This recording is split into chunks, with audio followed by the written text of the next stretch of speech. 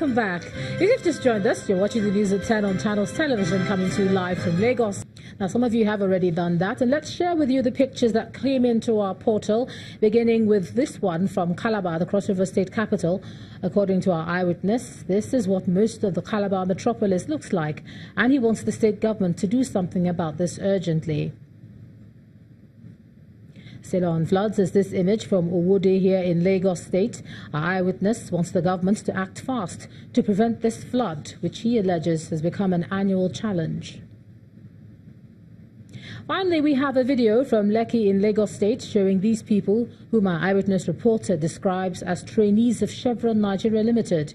He says they're protesting against the failure of the company to regularize their employment after 5 years of working as trainees. Thanks for all your pictures, and do keep them coming in to us.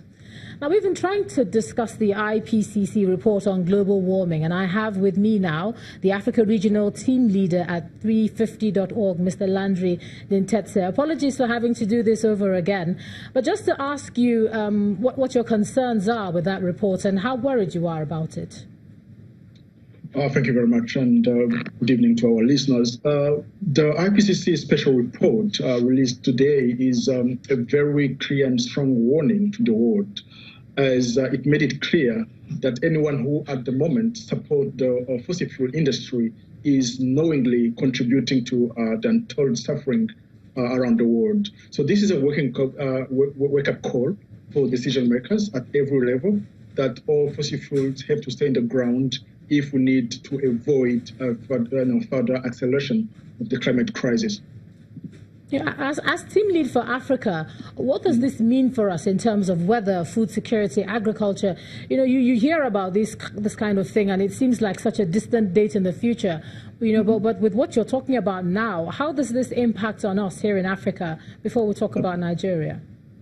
Yes, well, in Africa, as you know, we are living on the most impacted continent by climate change. So as African, we must have a pronounced interest in meeting 1.5 degrees Celsius. It's a question for millions of Africans. It's a question of survival as global warming is already hitting and will continue to hit the continent more than any other part of the world. I mean, you just said it clearly, and just in the news, Africa is already vulnerable to climate impact in terms of water, food security, impact on health, human settlement, public infrastructure, and ecosystem. And if we the increase of the global temperature at 2 degrees Celsius, we translate up to 4 degrees on the continent, which is going to accelerate already the inequality in how the impact of a changing climate is already impacted on the African generally. So those are some of the examples that an increase of global temperature beyond 1.5 is going to make the situation worse, even unlivable for millions of us on the continent. Yeah, I was listening to a discussion about this earlier today, and you know, some of the analysts that were talking were saying that realistically for Africa, there is no way we can key into this beyond huge investments in terms of financial investment, research, and investment in research, which we do not often do. So how, with us grappling with all these sort of issues, how do we key into it? So I think if our leaders at different level, you know, from the higher level actually, understand that climate change is the greatest challenge that we are facing at the moment, and do what they can and put in all the political will which is needed, and of course in cooperation with global leaders and developed countries that are mostly responsible for the crisis that we're experiencing, I am sure that we can overcome the crisis. Yes, there is huge investment needed in terms of research, but also in accelerating the renewable energy transition, because that's one of the biggest solutions that will help us move beyond the current crisis. Yes, the crisis is quite challenging, and it's pretty bad. The situation doesn't look good at all. But when we realize that there is this understanding of the sense of urgency to act from the political leaders, and they collaborate with the global leaders and mobilize the necessary resources that are needed to overcome this crisis, we don't have any doubt that they will be able to not only stop the global warming, but also provide a safe continent and actually globe, which is livable for the current and upcoming generations. I mean, from your experience working on this project, I hear what you say about global leaders needing to take this seriously. What's the biggest challenge that you think they face taking warnings like this seriously, even here on the African continent? What's the biggest challenge that you're facing, with this?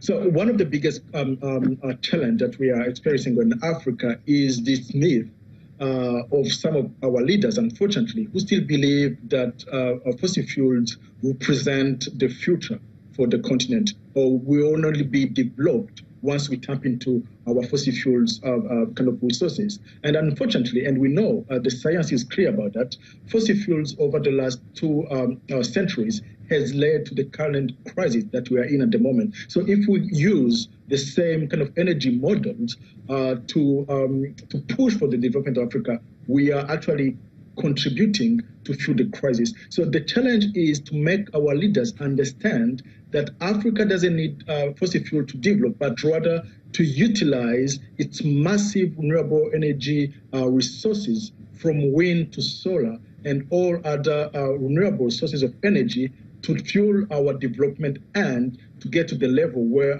at the continent at the moment. So that's one of the biggest challenges. But working with communities already affected, working with civil society, and through our advocacy program, we are, slowly but surely convincing the message and passing on the message. One of the examples that I will mention here is the recent mobilization that 350, our organization, along with other civil society groups, organized across the globe.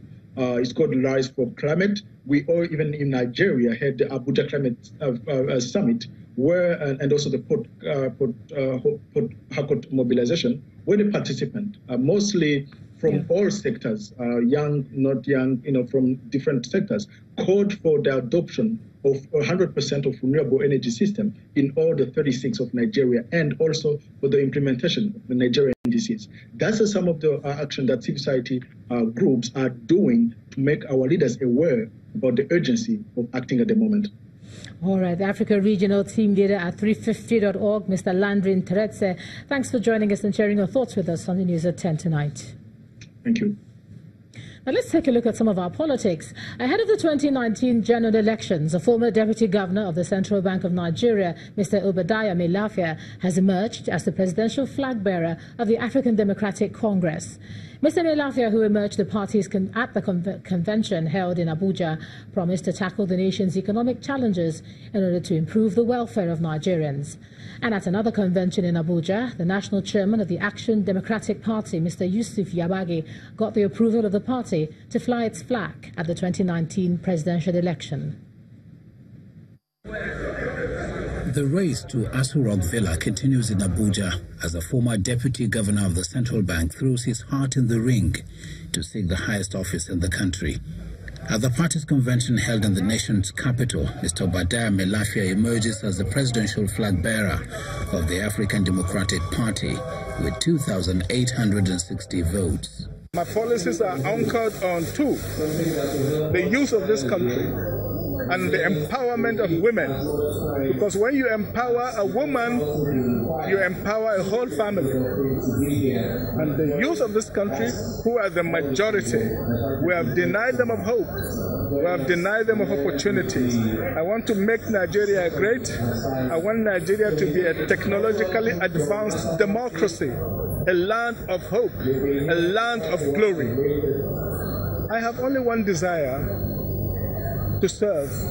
I want to be your servant. I want to be the servant of the Nigerian people. And I'm asking for that opportunity, and you will not be disappointed.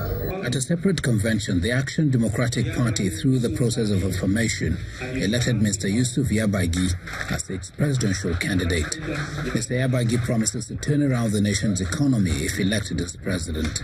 Dear countrymen and women, it is not my intention to bore you with a long speech about our problems, but it is pertinent to interrogate our situation in order to find the appropriate solutions to them. I therefore stand before you to offer hope for a new beginning which our party, the ADP, represents.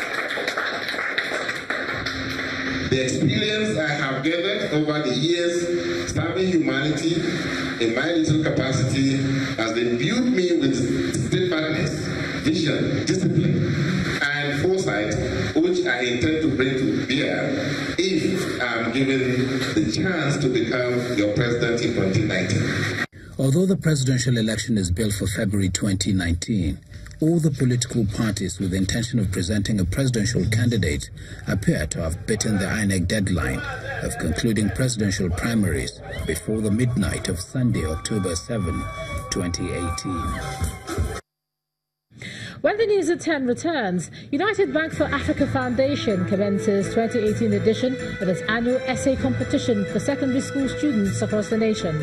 That's in a moment. The joins again.